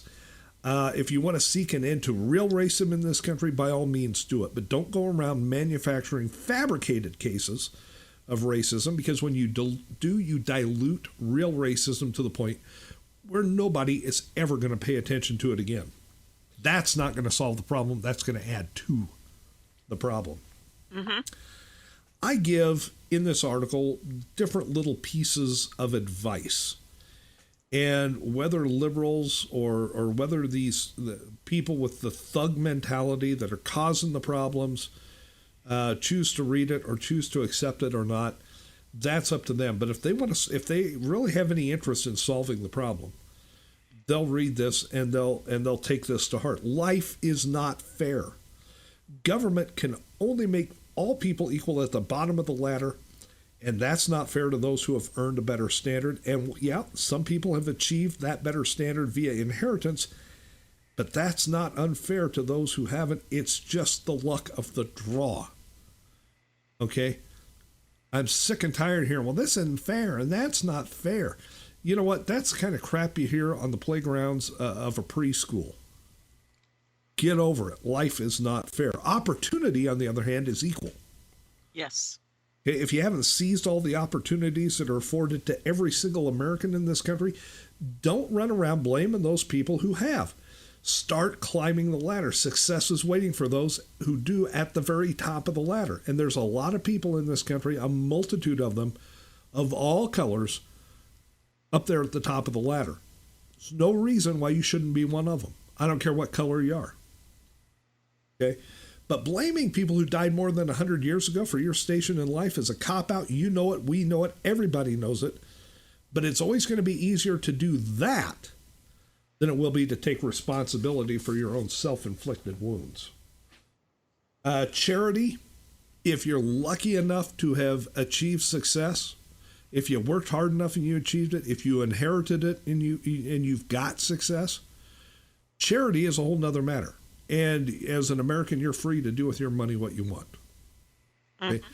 Don't let the government tell you what you're supposed to do with your money.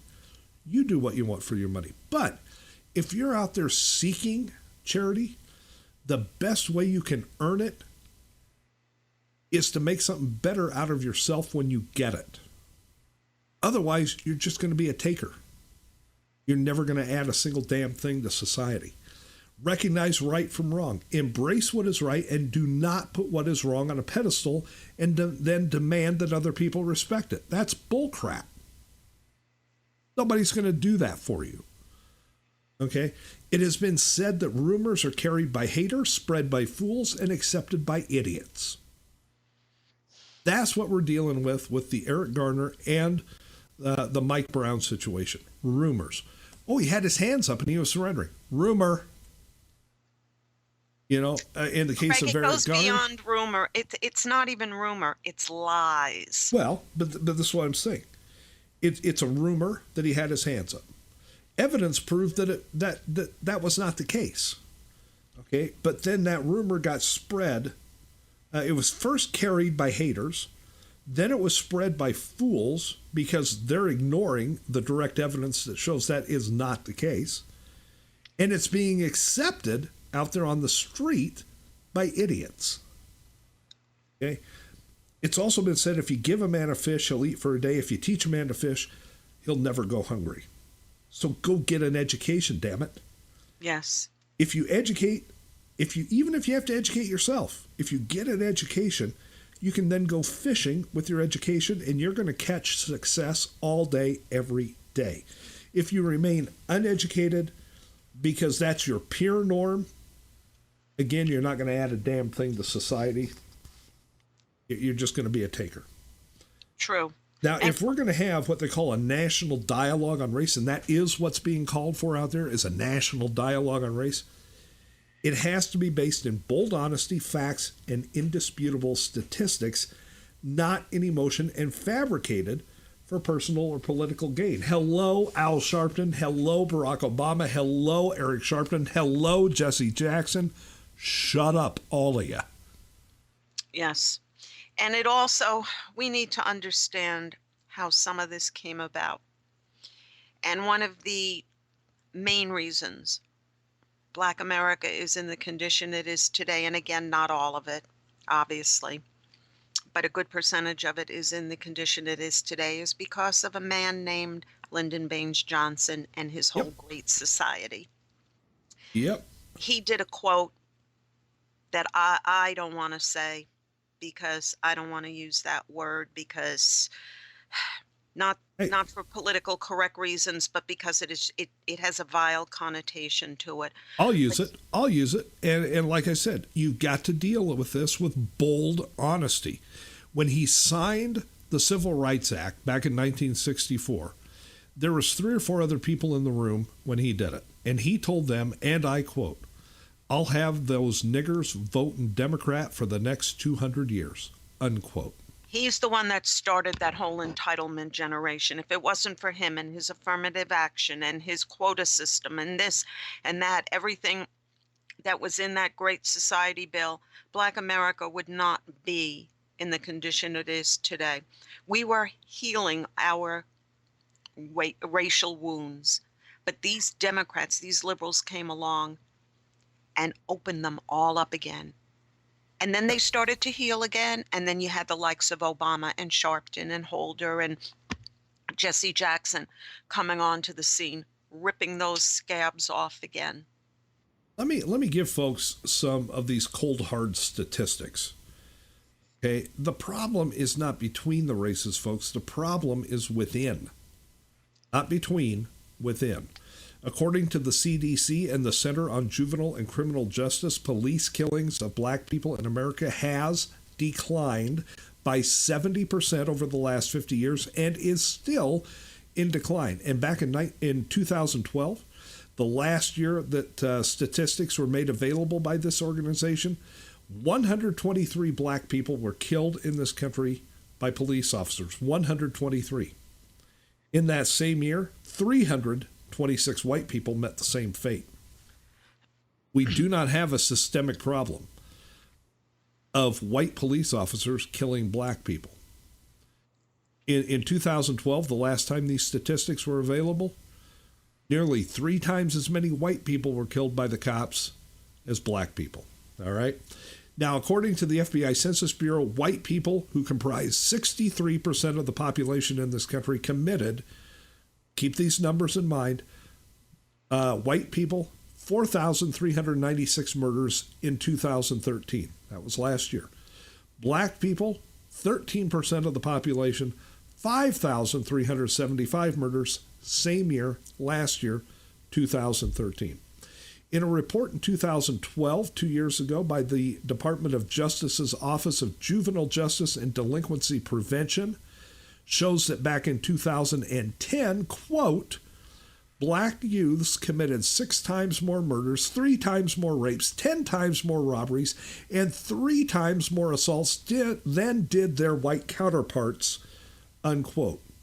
According to the Uniform Crime Reports, these are also put together by the FBI, they show, quote, in the year 2008, black youths, who made up 16% of the youth population, accounted for 52% of juvenile violent crime arrests, including 58% for homicide, 67% for robbery. By contrast, the only categories where white youths surpassed black youths were in liquor law violations and driving under the influence. And in 2005, in a report entitled The Color of Crime, the New Century Foundation found that, quote, blacks are 7 times more likely than people of other races to commit murder, 8 times more likely to commit robbery. Blacks are an estimated 39 times more likely to commit a violent crime against a white than vice versa, and, get this, 136 times more likely to commit a robbery, unquote. So those are some of those cold, hard statistics that you need to take a look at. And here's something else. If you're going to lay blame for a growing thug culture mentality among a minority of, yet highly visible segment of black people in this country, and you're going to take that and lay that at the feet of the vast majority of white people in America, that is at best a diversionary tactic, and at worst it is a bald-faced lie. And it's meant to propagate a false sense of victimization where none actually exists. Real racism, the subjugation of one race by another, or crimes perpetrated by one against another, still exists. And those cases are individual and they are isolated. Yes, they need to stay on the local levels where they occur. They do not need to be made into national political fodder. Exactly. But I'll tell you what has become systemic and pervasive in this country, and that is the fact that a generation of thug culture youth, okay, and statistically that culture is predominantly within the black population, not completely confined to it, but predominantly in that black population, is now creating a second or a third generation of thug mentality youths who know no other way. They go the way of the thug because their parents went the way of their thug, because their grandparents started that thug mentality generation. Yes, and you know what? We don't owe you a damn thing. Like Craig and I have said many times over the past few weeks, no one alive today owns slaves. The generation before us never owned slaves. This collective guilt you're trying to put on the white man is absolutely ridiculous. The only reason you are down, the only reason you are in the economic situation you're in, the only reason you don't have what other people have, and I'm talking about the small minority within the black population, is because of your own doing. It's because of your thug mentality. It's because of your gimme, gimme, you owe me mentality. It's of your own doing. You know, it kind of boils down to this. When you get right down to it, folks, if you want to end this, what seems like an endless cycle in most of this, those black leaders who have failed their black counterparts, they have failed this minority of the black population by keeping them in this constant state of fabricated victimization. What they need to do is they need to get in there, and they need to tell those with the thug mentality that going to jail is no longer a badge of honor. and that exalting those who go to jail or commit crimes, those are not your role models. Correct. Okay? They've got to quit putting these people that do these things on a pedestal. And they've got to understand that getting credits in school is eminently more valuable to them and society than getting street cred by beating the hell out of somebody or killing somebody or stealing from somebody. Okay? This is why I said if there's going to be a national dialogue on race in this country, it's got to start as a dialogue based in bold honesty and facts and indisputable statistics and not in emotion or fabrication for personal or political gain. And if that dialogue needs to start, it needs to start now. And if it needs a starter, let it be this article. Folks, you can find the whole article at thenationalpatriot.com. And I really suggest that leaders in the black community, I'm not talking about Sharpton and Holder and Obama. I'm talking about real leaders in the black community, those who have been kept too silent for too long. They need to step up and they need to speak up, and let them use this article as a way to do it. And you want to know, Craig, there's something else that needs to stop within this segment of the black community. And I'm going to say something people aren't going to like to hear, but it's part of the problem, is the black family unit. These black women need to stop having child after child with different daddies so that each child has no male role model in their life, good male role model in their life. They need to stop doing this just to get more welfare money, because with each child they get additional welfare benefits. These children don't know their fathers. They're only half brothers and sisters with the others. This has to stop. The family unit within this segment of the black population needs to come back to center, needs to come back and understand that a child needs a mother, a father, a cohesive unit. I mean, the decline of the family unit in the black community is dismal. Very dismal, and that's part of the problem. It's a big part of the problem, folks. It's all in that article. I urge you to go and give it a read and pass it around if you haven't done so already. And if you have, thank you for doing that. Folks, if you missed any part of today's show, it's going to be rebroadcast at midnight tonight. If you missed any of Wednesday's show, it's coming up in about 3 minutes. And with that, Diane, we are out of time. However, I did promise one more kind of off-the-wall Christmas song for those who have not yet started their shopping. Okay. Folks, you don't want to miss this. Just hang on, because here it comes. Say goodbye, Diane. Bye, guys. Hey, man, did you hear that? Hey, everybody, Santa's here! Aw, there ain't no Santa Claus. Yes, there is. Too, man. He's here! Merry Christmas, boys! Red Peter! Come on, you swinging hamsters, get over here.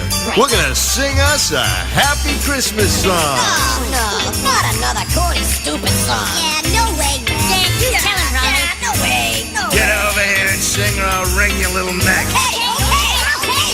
Grab your nuts, hamsters, gather round with me. Forget about all that teasing. We're breaking out the holly and aluminum tree, 'cause it's that jolly season. I know you've been naughty, but have you been nice? That's only Santa's business. That's right, Red. He's making his list and he's checking it twice. Holy shit, it's Christmas. Santa comes just once a year. Tell him, hamster. Just like you, Red. That's what we did. Hey, wait a He's got a soft spot for reindeer. Oh, that's nice. Especially Rudolph's derriere. Hey, knock it off, fellas, it's a holiday. Go on and give Santa a big kiss. No way. You can play hide the hamster on a one-horse sleigh. Hey, wait a minute. Holy shit, it's Christmas.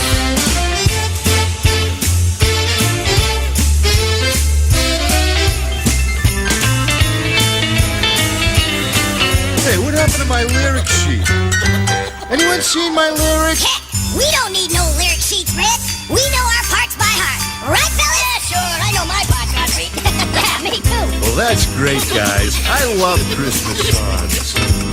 Santa tried reaching up the neighbor's blouse after drinking all the eggnog. Is that necessary? Camped out in the bathroom for an hour or two, squashing off a Yule-log. Godfrey! Wandered in his undies all over the house, but we minded our own business.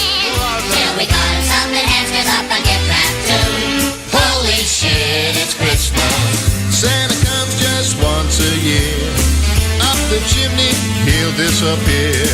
Keep on the lookout for Mr. Gear. Hamster deliveries in the rear. Roast nuts chesting on an open fire. Santa's tongue stuck to the doorknob. What? His balls got funneled by a caroling choir while the parson gave him a hand. What?